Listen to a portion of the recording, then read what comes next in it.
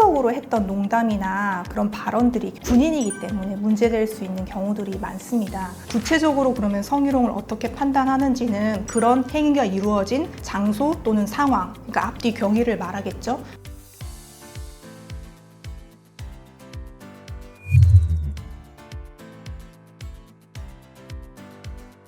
네, 안녕하세요. 법무법인 발을정 군인방위산업센터의 김민지 변호사입니다.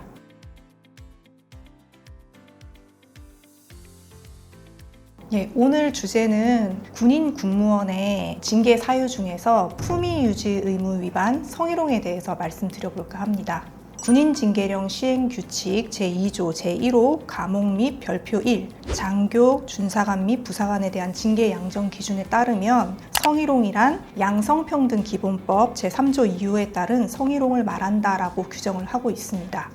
양성평등기본법 3조 성희롱이란 업무, 고용 그 밖의 관계에서 국가기관 등의 종사자, 사용자 또는 근로자가 다음 항목 어느 하나에 해당하는 행위를 하는 경우를 말한다라고 하고 있고, 감옥은 지위를 이용하여 업무 등과 관련하여 성적 원동 또는 성적 요구 등으로 상대방에게 성적 굴욕감이나 혐오감을 느끼게 하는 행위, 남옥에는 상대방이 성적 원동 또는 성적 요구에 따르지 아니한다는 이유로 불이익을 주거나 그에 따르는 것을 조건으로 이익 공유의 의사표시를 하는 행위. 성적 원동이 무엇인지 말씀을 좀 드려야 될 것 같은데, 남녀 간의 육체적 행위, 남성 또는 여성의 신체적 특징에 관계된 육체적, 언어적, 시각적 행위로서 그러니까 사회 전체적인 어떤 상식이나 관행에 비추어 봤을 때 상대방의 처지와 같은 사람의 입장에서 이게 성적 혐오감을 주거나 성적 수치심을 줄 수 있는 행위를 성적 원동이라고 합니다.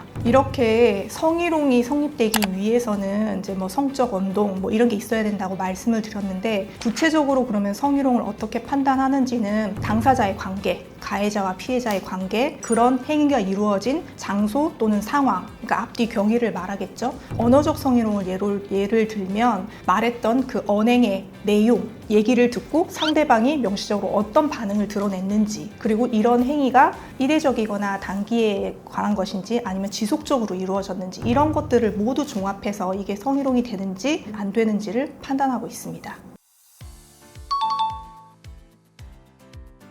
다음으로 저희 법인에서 실제로 수행했던 성희롱 관련 사례를 몇 가지 말씀드리겠습니다. 첫 번째 사례는 병사 A가 생활관에서 같이 생활했던 병사 B로부터 가슴과 어깨를 추행당했다라는 취지로 이제 신고를 하게 됐습니다. 접촉이 있었기 때문에 사실은 형사처벌과 같이 갈 수 있었던 사건인데, 이제 이 병사 A가 자기는 형사처벌은 원하지 않는다, 다만 징계처벌해달라라는 취지로 얘기를 했고, 그래서 이제 이게 징계 절차로 진행이 됐던 사건입니다. 조사 과정에서 저희가 이제 이 병사 B를 변론하게 되었는데, 병사 B는 자기는 절대 어떤 성적 의도를 가지고 그 사람의 어깨나 가슴을 만진 적은 없다, 다만 생활관 내부가 좁다 보니 지나가면서 불가피하게 어깨에 손을 얹고 지나간 적은 있었다라고 주장을 했고, 가슴은 절대 만진 적이 없다라고 주장을 했습니다. 피해자인 병사 A가 병사 B를 이렇게 거짓말로 우고했을 동기에 대해서도 강력하게 주장을 했는데, 징계위원회 회부가 되면은 기록들을 다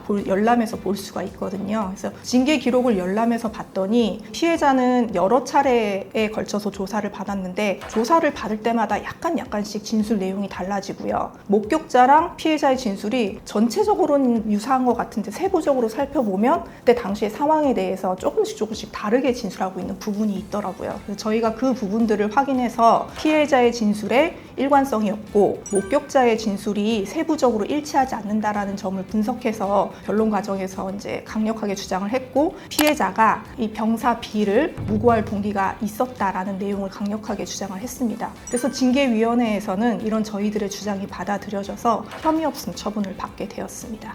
두 번째 사례는 저희가 이제 이게 성희롱인지 아닌지를 좀 다투는 사건이었었는데, 군인 A는 간부였고요. 병사들과 같이 얘기를 나누는 과정에서 이제 성적 농담을 했던 겁니다. 그 성적 농담을 들었던 병사 중에 한 명이 이걸 신고를 했고, 거기에 같이 있었던 병사들이 저 사람이 그런 성적 농담을 한 게 맞습니다 라고 해서 징계위원회 회부가 됐습니다. 징계위원회에서 이 사람은 성적 농담을 한 건 맞지만 그런 말을 하게 된 경위가 그 병사들이 하는 진술과 다르다라고 강력하게 주장을 했는데 원심 징계에서는 정직 처분, 그러니까 중징계를 받게 됐습니다. 이후에 저희 법인을 찾아오셔가지고 항고심사위원회를 조금 대리해달라고 하셔서 저희가 사건을 맡게 됐고요. 항고심사위원회를 이제 준비하는 과정에서 이제 충분하게 대화가 이루어졌는데, 물론 이제 성적 농담을 한 부분은 인정을 하지만 실제로 그런 성적 농담을 하게 된 경위가 일방적으로 했던 것이 아니라 그런 얘기들을 병사들이 먼저 물어봤고 거기에 대한 답변으로 했고, 그리고 그 답변을 들었을 때 병사들이 막 깔깔거리면서 웃으면서 같이 좋아하고 그런 분위기였다라는 걸,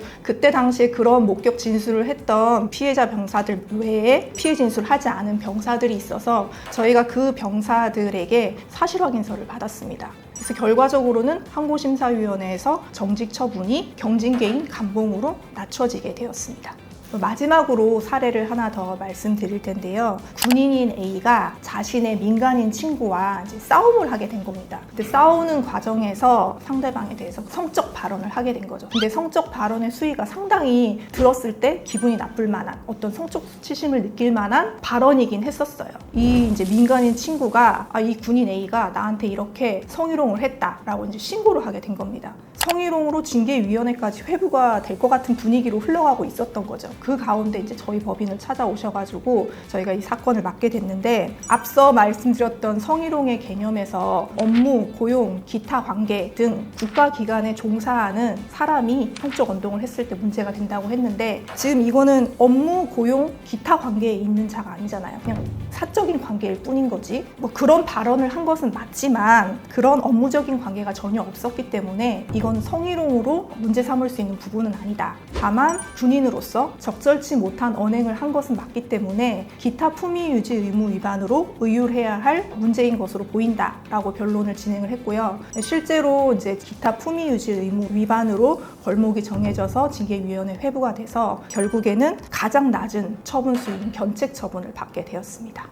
오늘은 군인의 징계 사유 중에서 품위 유지 의무 위반, 성희롱에 대해서 말씀드렸습니다. 사적으로 했던 농담이나 그런 발언들이 결국에는 군인이기 때문에 문제될 수 있는 경우들이 많습니다. 만약에 그와 같은 경우에서 그런 것들이 문제가 돼서 신고를 당하셨다면 이게 성희롱에 해당하는지 안 하는지부터 좀 변호사의 조력을 받으셨으면 좋겠습니다. 다음에도 좋은 내용으로 찾아뵙도록 하겠습니다. 감사합니다.